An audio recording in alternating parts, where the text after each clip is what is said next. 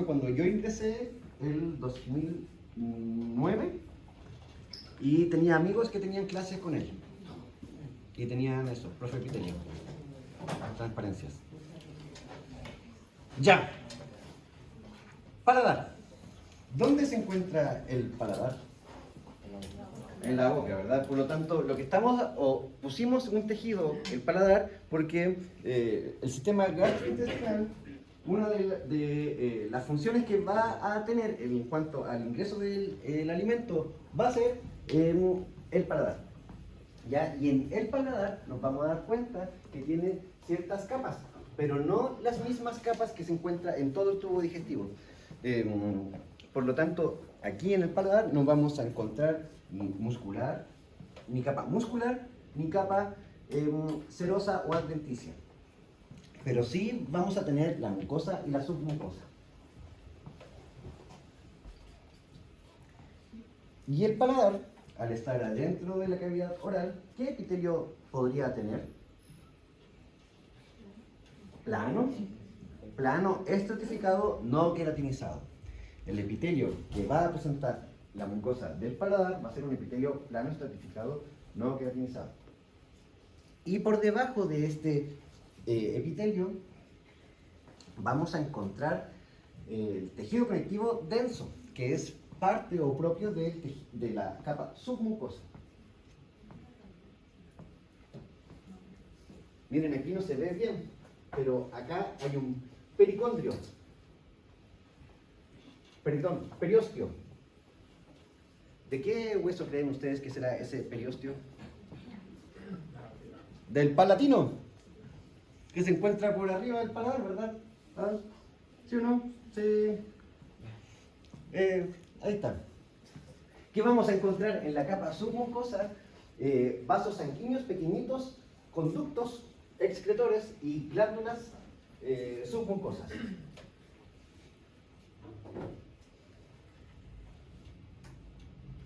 La siguiente. Ya vimos el paladar, tejido conectivo denso en su submucosa, la mucosa una gran capa de tejido epitelial plano estratificado, no queratinizado, y la lengua va a presentar un revestimiento muy similar al del paladar. Va a ser un epitelio plano estratificado, no queratinizado, con abundantes papilas dérmicas. Las papilas dérmicas son esas como porciones o invaginaciones del epitelio.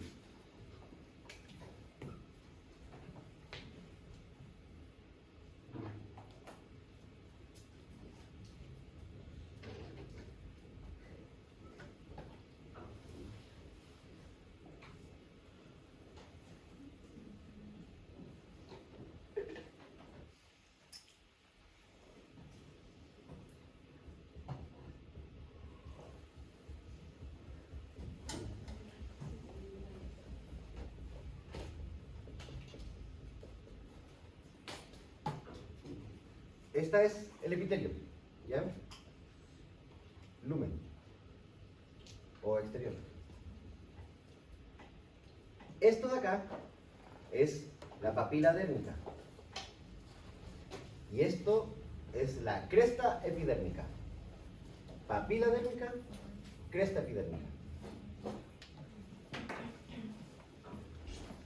Papila dérmica, cresta epidérmica. Papila dérmica, cresta epidérmica. ¿Se entiende? La cresta va a ser el tejido epitelial que se invagina en la submucosa. Y la papila dérmica va a ser una prolongación de la dermis o de la submucosa hacia el tejido epitelial.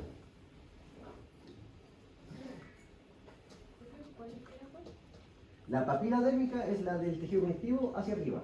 Y la cresta epidérmica es del tejido de la epidermis, del epitelio, hacia abajo. Por debajo de esta capa de tejido epitelial vamos a encontrar una especie que no es lo mismo, pero de lámina propia. Si se fijan bien, por abajito del tejido epitelial, que se ve un poquito más basófilo, van a ver muchos puntitos morados en un fondo blanco. Algo así se observa la lámina propia en la submucosa del tubo digestivo. ¿Qué tipo de tejido está ahí en teñido eosinófilo? Muscular, ¿verdad? ¿Qué tipo de muscular será? Esquelético, porque yo muevo la lengua a disposición, no se mueve sola. ¿Ya? Después vamos a encontrar un montón de glándulas. Fíjense, todo esto que está acá muy moradito, eso de ahí, eso de ahí, eso de ahí, eso de ahí y eso de acá abajo, son glándulas. ¿Cuál predomina? ¿Qué tipo de glándula predomina? La serosa, ¿verdad? Y serosa porque en estas glándulas serosas van a secretar un montón de enzimas que se van a encargar de degradar o ayudar a la degradación del alimento en la cavidad oral al proceso de masticación.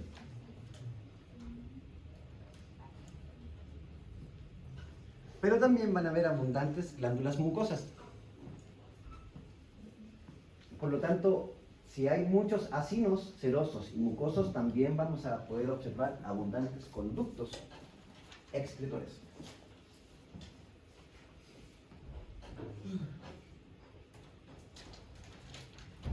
Una vez que ya ingresa y es masticado el alimento, este debe ser deglutido y viajar desde la cavidad oral hasta el estómago, para que así pueda ser degradado con las enzimas y ácidos que se van a encontrar en este. El estómago ya comienza a tener, el esófago ya comienza a tener las capas, las 4 capas clásicas del tubo digestivo. ¿Cuáles eran esas 4 capas o túnicas? Mucosa, submucosa, muscular y serosa o adventicia. ¿Ya? En este caso, la capa mucosa o la túnica mucosa va a presentar un epitelio plano estratificado no queratinizado. El esófago, no queratinizado.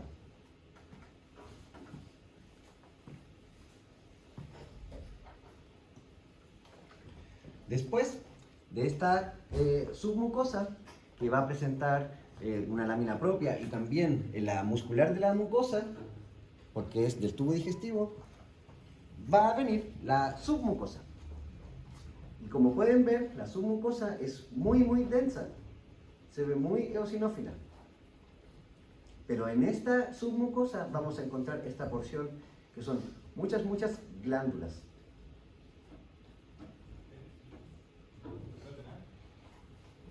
Las glándulas de la capa submucosa.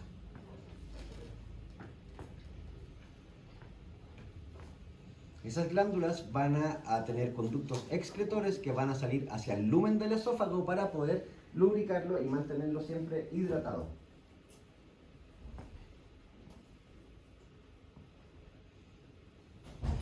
Por último viene, o no por último, por penúltimo, viene la capa muscular. Y como ya dijimos anteriormente, en esta capa muscular vamos a tener la circular interna, sin, y la longitudinal externa, lex. Circular interna y longitudinal externa. En conjunto, obviamente, como ya dijimos, los plexos de Auerbach. Pero nosotros vamos a... Lo que deben saber ustedes es que el plexo de Auerbach se va a encontrar en la capa muscular y el plexo de Meissner en la submucosa. Nada más. No identificarlo, porque eso es muy difícil. Y por último, tenemos la adventicia. ¿Por qué no se llama serosa en el esófago? No, muy bien, porque está retroperitoneal. Muy bien. ¿Ya? ¿Se va entendiendo? ¿Recuerdan imágenes de los parciales como esta? Esta era la que epitelio plano estratificado no queratinizado. O también era epitelio cúbico de las glándulas que se encontraron ahí, que son los conductos excretores. Una vez que ya el alimento viaja y termina en el esófago, hay una zona que es de transición, porque si bien sabemos que el esófago va a necesitar un epitelio que resista al roce, El epitelio gástrico del estómago no es así, va a cumplir otra función. Este epitelio del estómago debe ser resistente al pH, no al roce. ¿Ya? Y esta resistencia al pH no se la otorga el epitelio plano estratificado no queratinizado.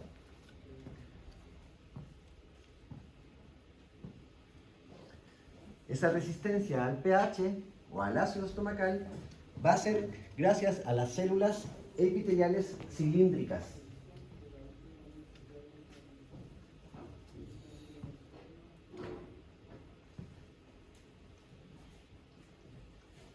¿Ya? Entonces, en la unión gastroesofágica vamos a poder observar las 4 capas, las mismas capas. ¿Ya? Pero lo importante es que nos demos cuenta cómo aquí, que hay un epitelio cilíndrico simple con microvellosidades muy tortuoso, cambia en esta zona de acá, donde hay un epitelio plano estratificado no queratinizado. ¿Ustedes han escuchado hablar del esófago de Barrett alguna vez? ¿No? ¿Como patología? ¿No? La gente que vomita mucho o que tiene mucho reflujo, tienen acidez, ¿verdad?, en el esófago. Eso ocurre porque al estar vomitando y que todo lo que está dentro del estómago, como los ácidos, salen por la vía esofágica y la cavidad oral, esta zona de transición cambia. Porque es aquí, este tipo de epitelio, el que resiste el reflujo o el ácido. Pero cuando la gente o estamos enfermos o los animales están enfermos y vomitan mucho y liberan un montón de ácido, lo que va a provocar es que este epitelio se dañe. Y al dañarse este epitelio va a generar una transición, se va a transformar, va a formar una metaplasia gástrica en el esófago. Y eso va a provocar obviamente un montón de acidez y que al momento de tragar ese epitelio se pueda desprender porque no es el plano estratificado que protege del roce.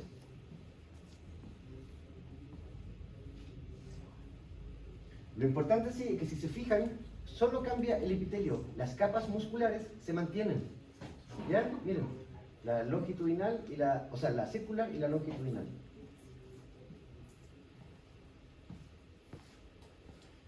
Para una vez ya terminando con esta unión gastroesofágica, podemos llegar, o no nosotros, sino que la comida llega al estómago, ¿verdad?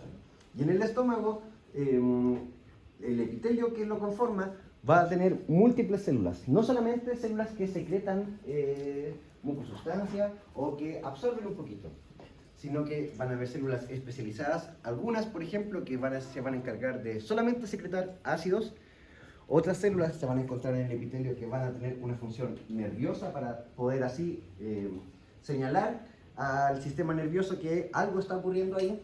Por ejemplo, cuando los animales o los perritos escuchan la bolsita de la comida o de los ricos, ¿verdad?, comienzan a salivar. Eso que comienzan a salivar también va a provocar que el estómago comience a secretar ácido. Y, por ejemplo, la gente que come chicle, al estar masticando, también va a estimular la secreción de ácidos estomacales. Por lo tanto, siempre se asocia que la gente que come mucho chicle tiene acidez, porque la secreción constante de ácidos y que el estómago no se llene con comida va a provocar que se mantenga siempre con mucho ácido en el estómago, y eso va a provocar la acidez o destrucción del epitelio y provocando úlceras y todo lo que pasa después de eso. ¿Ya? Por lo tanto, las células que se encuentran en el epitelio del estómago, en la mucosa del estómago, van a tener múltiples funciones.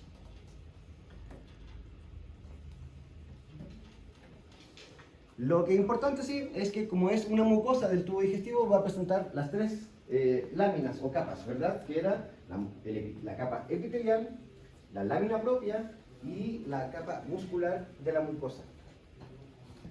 Después va a venir un gran tejido conectivo denso en la capa submucosa que va a presentar poquitas o casi nada de glándulas.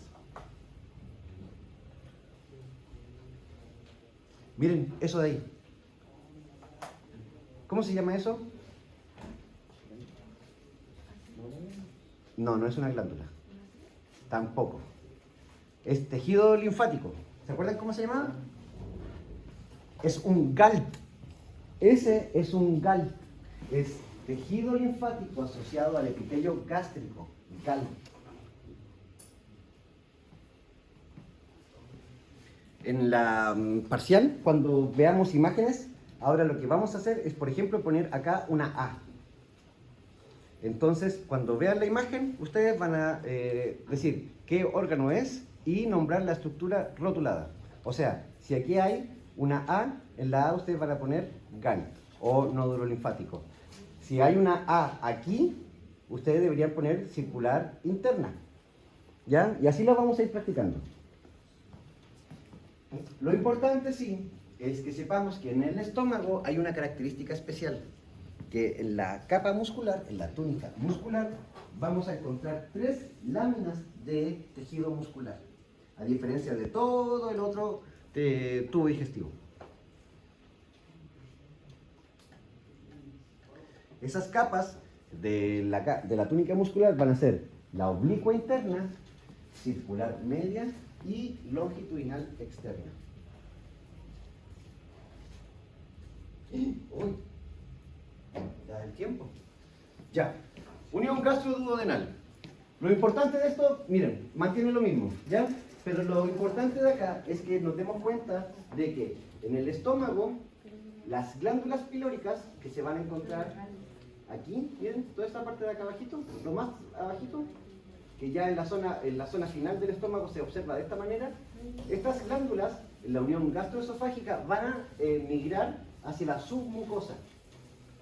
O sea que en el duodeno, las glándulas pilóricas se van a encontrar en la submucosa, no así en la mucosa como ocurre en el estómago. Esa es una alternativa, ¿ya? Y la de las capas musculares también, es otra alternativa. Sí. Y bueno, acá comienza la transición no del epitelio, porque el epitelio va a ser igual, cilíndrico simple, con microvellosidades y células caliciformes, pero la organización de estos va a variar. Las vellosidades gástricas son tortuosas, son muy juntitas y desordenadas. En cambio, las vellosidades del duodeno y de todo el intestino delgado son mucho más ordenadas y separadas.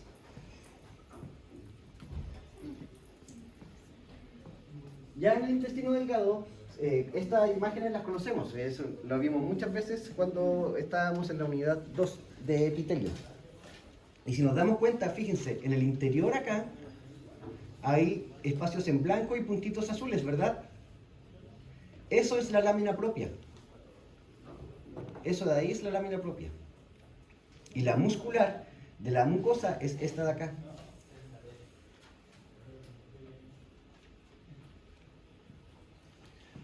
Por lo tanto, el intestino delgado va a tener 3 porciones. Duodeno, la más cercana al estómago, el yeyuno, la porción media, y el ilion, la última, que va a permitir o el ingreso o el inicio del comienzo del intestino grueso. Lo importante, sí, es que en el duodeno vamos a encontrar glándulas de Brunner.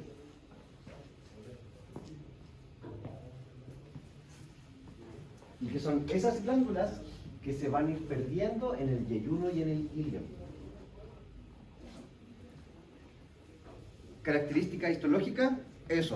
Visualmente no lo voy a preguntar, ¿ya? Pero sí que sepan que en el duodeno van a haber ciertas glándulas que no van a estar presentes en el yeyuno ni en el ilion.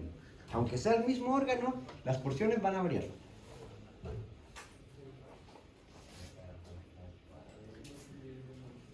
Estas son las vellosidades. Vellosidades. ¿Ya? Y las microvellosidades se encuentran en el epitelio de la superficie de esta vellosidad. Eso ocurre en el intestino delgado, pero en el intestino grueso o colon no son vellosidades, son glándulas tubulares o invaginaciones del epitelio.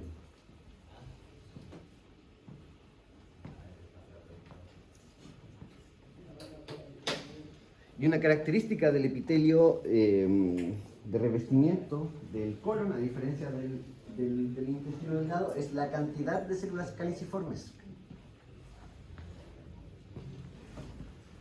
El intestino grueso o colon tiene muchas células caliciformes. Y tiene un sentido no muy loco. En el intestino grueso o colon se absorbe casi toda el agua que quedó por absorber del alimento. Por lo tanto, la deshidratación de lo que queda, lo que va a salir, ¿verdad?, va a ser mucha. Y para que este salga bien y no genere daño, debe estar muy lubricado o mucoso. Y eso lo va a generar la mucosustancia producida por las células caliciformes. ¿Cómo se llaman estas glándulas tubulares del intestino grueso?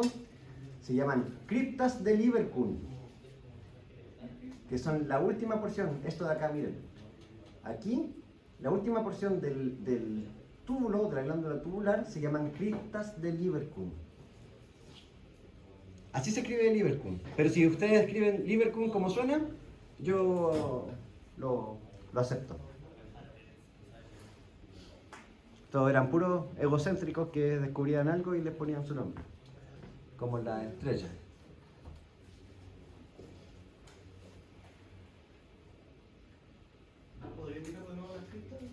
Mira, si te das cuenta el túbulo, mira, fíjate bien, ese es una glándula tubular, ¿verdad? En su porción más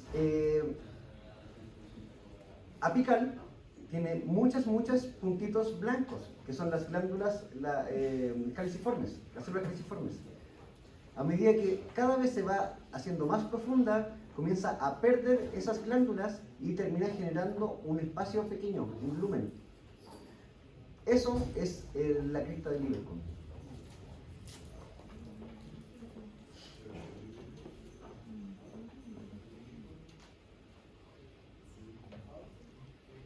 Y ya para ir terminando, antes de que salga, y para que no salga siempre solito, tenemos que llegar o el alimento llega al recto. Y en el recto, a diferencia del colon, el lumen es mucho más estrecho.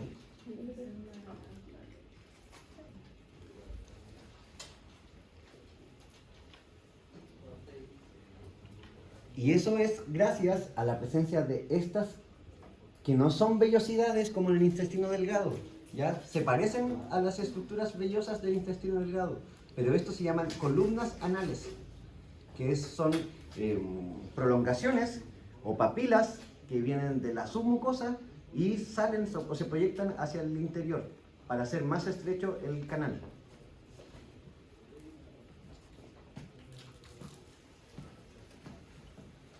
¿Qué hora es?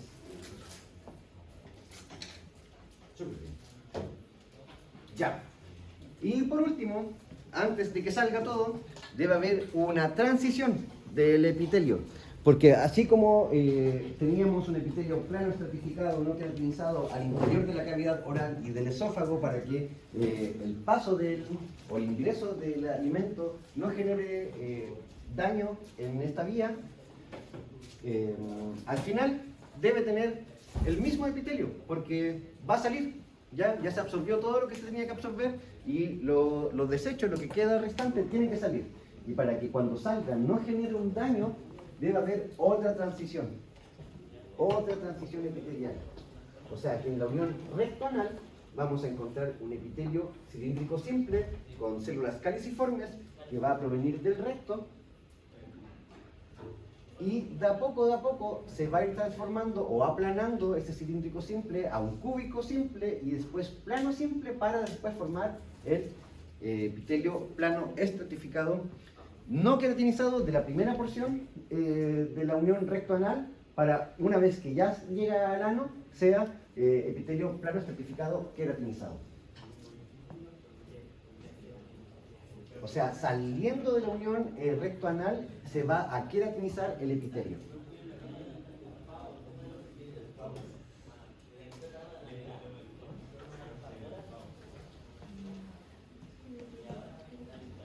Eso, puntos claves. Función del sistema gastrointestinal y de los órganos que nombramos en las diapos. Estructuras, características estructurales y morfológicas de cada una de las zonas del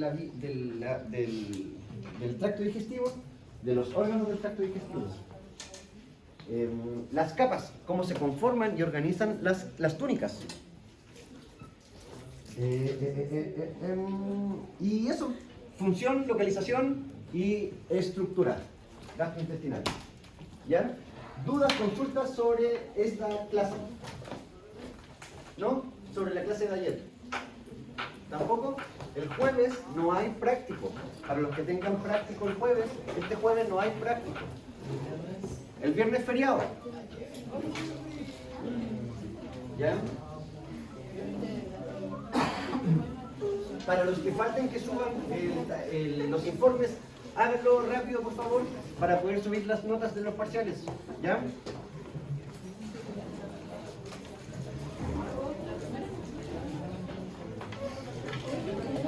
Sí.